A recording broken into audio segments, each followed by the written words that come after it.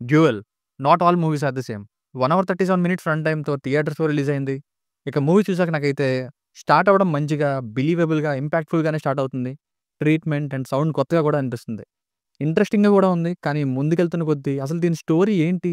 ఈ మూవీ యొక్క ఎయిమ్ ఏంటి అని అనుకున్నప్పుడే మరొక న్యూ పాయింట్‌ని ఓపెన్ చేస్తూ ఇంటర్వల్ పడింది. సో, ఫస్ట్ హాఫ్ డీసెంట్‌గానే అనిపించింది. ఇక సెకండ్ హాఫ్‌నే నాకు కొంచెం స్లోగా, లెంథీగా అనిపించింది. ఎందుకంటే మెయిన్‌గా చాలా ఎక్కువ పొటెన్షియల్ ఉన్న కాన్సెప్ట్‌ని పూర్తి స్థాయిలో యూజ్ చేసుకోలేదేమో అనిపించింది. అక్కడే అలా ఆ ఇంట్లోనే కథనాన్ని పరిమితం చేసినట్టుగా అనిపించింది. సో, ఓవరాల్‌గా మంచి డిఫరెంట్ అటెంప్ట్‌నే ఒకసారి ట్రై చేయొచ్చని అనిపించింది. ఈ కాన్సెప్ట్‌నే చాలా పెద్దగా ప్రతి లాజిక్‌ని ఎక్స్‌ప్లెయిన్ చేస్తూ ఎక్కువగా డెవలప్ చేసి ఉండొచ్చు. కానీ లిమిటెడ్ రన్ టైమ్‌లో కొన్ని లాజిక్స్‌ని ఎక్స్‌ప్లెయిన్ చేయకుండా క్లోజ్ చేయడం వలన ఒక వెల్త్ అయితే ఉండిపోతుంది. ఆఫ్‌కోర్స్ లాస్ట్‌లో జోంబిఫికేషన్ కంటిన్యూస్ అంటూ వేశారు. కానీ ఈ ఫిల్మ్ వరకు కూడా చూసుకోవాలి కదా! And not all movies are the same అన్న సెంటెన్స్‌కి తగ్గట్టుగానే ఫిల్మ్ అయితే డిఫరెంట్‌గానే ఉంది. నరేషన్ అందరికీ నచ్చేలా లేకపోవచ్చేమో గానీ, మంచి ఫిల్మ్ మేకింగ్‌తో యూనిక్‌నెస్‌ని అయితే మెయింటైన్ చేసింది. చాలా మూవీస్ ఎటువంటి స్టఫ్ లేకుండా ఉంటాయి. వాటికి అవార్డులు ఎలా వచ్చేస్తాయో తెలీదు. తీరా చూస్తే అందులో ఏముండవు. కానీ ఇందులో కేర్ తీసుకున్నట్టు క్లియర్‌గా తెలుస్తుంది. జనాలకి ఎంతవరకు నచ్చుతుందో అది వేరే విషయం. బట్ కేర్ తీసుకున్నట్టయితే క్లియర్‌గా తెలుస్తుంది. ఇక ఫ్యామిలీతో చూడొచ్చా అంటే యెస్ చూడొచ్చు. అడల్ట్ కంటెంట్ ఏం లేదు. హారర్ సెకండ్ హాఫ్‌లో ఒక 2 చోట్ల వర్కౌట్ అయింది నాకు. అదైతే ఫ్యామిలీతో చూడడానికి ఎటువంటి ఇబ్బందిని పెట్టదు. ఇక బేసిక్ స్టోరీ లైన్ ఏంటంటే సినిమా ఓపెనింగ్‌నే లేక్ రాబూన్ అనే హోటల్‌లో ఓపెన్ అవుతుంది. గాయాలతో ఉన్న హీరో అటాక్ చేస్తున్న జోంబీస్ నుండి తప్పించుకోవడానికి ఇంట్లోకెళ్ళి తలుపేస్తారు. జోంబీస్ రాకుండా. అసలేం జరిగింది? హీరో ఎవరు? అసలు ఈ జోంబీస్ ఎలా వచ్చాయి? ఇదంతా ఏంటి? అంటూ ఫ్లాష్ బ్యాక్‌లోకి వెళ్ళేదే స్టోరీ. Plus points. డైరెక్టర్ గారు మంచి యాక్టింగ్‌ని రప్పించుకున్నారు. అందరి పెర్ఫార్మన్సెస్ బాగున్నాయి. మెయిన్‌గా జోంబీస్ బిలీవబుల్‌గా ఉన్నాయి. మరి ఫేస్‌కి ప్రాస్థెటిక్ మేకప్పో లేదా కంప్యూటర్ గ్రాఫిక్సో తెలీదు. హీరో కటౌట్ బాగుంది. అతని డైలాగ్ డెలివరీ అండ్ పెర్ఫార్మన్స్ కూడా. లిమిటెడ్ రన్ టైమ్‌లో ఉండే హీరోయిన్ కూడా చేశారు. ఈమె ఇంకొంచెం సేపు ఉంటే బాగుందనిపించింది. ఇంకా చిన్న పిల్లలు చేశారు. పాప ఏడవడం ఇవన్నీ నేచురల్‌గా ఉన్నాయి. ఇక సినిమాటోగ్రఫీ బాగుంది. కొన్ని చోట్ల ఫోకస్ మిస్ అవ్వడం, స్టెబిలైజేషన్ ఇష్యూస్ ఉన్నాయి. కానీ స్టిల్ ఐడెంటికల్‌గా తీసిన షాట్స్, క్లోజ్‌లు, కెమెరా రొటేట్ అయ్యే షాట్స్ ఇవి చాలా బాగున్నాయి. ఇంకా ఫస్ట్ హాఫ్‌లో ఒక ఫ్లోలో ఇంట్రెస్టింగ్ నరేషన్ బాగుంది. ఐడియాస్ చాలా బాగున్నాయి.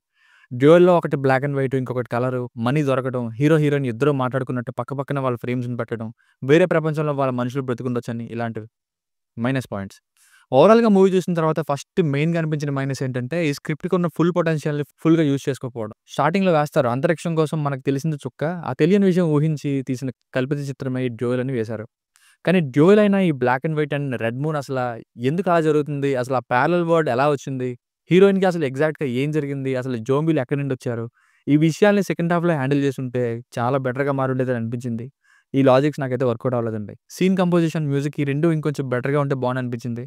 బెస్ట్ ఎగ్జాంపుల్ ఈ మూవీలోని ఇంటర్వల్ సీన్ అండ్ క్లైమాక్స్. అసలు ఇంటర్వల్ ఎక్కడ హైలైట్ అవ్వదు. ఎలివేట్ అస్సలవ్వదు. కానీ అలా ఎలివేట్ చేసుంటే సినిమాని అది ఎన్హాన్స్ చేసుండేది. మెయిన్‌గా మ్యూజిక్ కొన్ని చోట్ల music and sound effects Dolby అట్మాస్‌లో భలే వచ్చాయి. కానీ చాలా చోట్ల మ్యూజిక్ సిట్యుయేషన్‌కి తగ్గట్టుగా, మెయిన్‌గా ఎమోషన్‌కి తగ్గట్టుగా లేదనిపించింది. ఒకటే మ్యూజిక్‌ని ఎమోషన్ మారుతున్నా అదే కంటిన్యూ చేస్తూ వేశారు. చాలా చోట్ల ఇదే జరిగింది. ఇది మూవీని ఇంపాక్ట్ చేసిందనే చెప్పాలండి. మెయిన్‌గా హైలైట్ ఆర్ ఎలివేట్ చేయాల్సిన చోట్ల.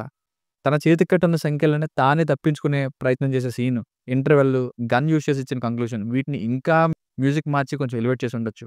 డబ్బులు దొరికిన సీన్ చాలా ఇంట్రెస్టింగ్‌గా ఉంది. కానీ ఆ తర్వాత జస్ట్ ఆ బ్యాగ్ ఇవ్వడంతోనే అయిపోయింది. అంతవరకే ఆ సీన్‌ని యూజ్ చేసుకున్నారు. అదేదో డబ్బులు దొరికినట్టు కాకుండా ఇంట్లో దాచుకున్న డబ్బుల్ని ఆ టైంలో ఇచ్చేసినా సరిపోయేది కదా! అనే ఫీలింగ్ కలిగింది.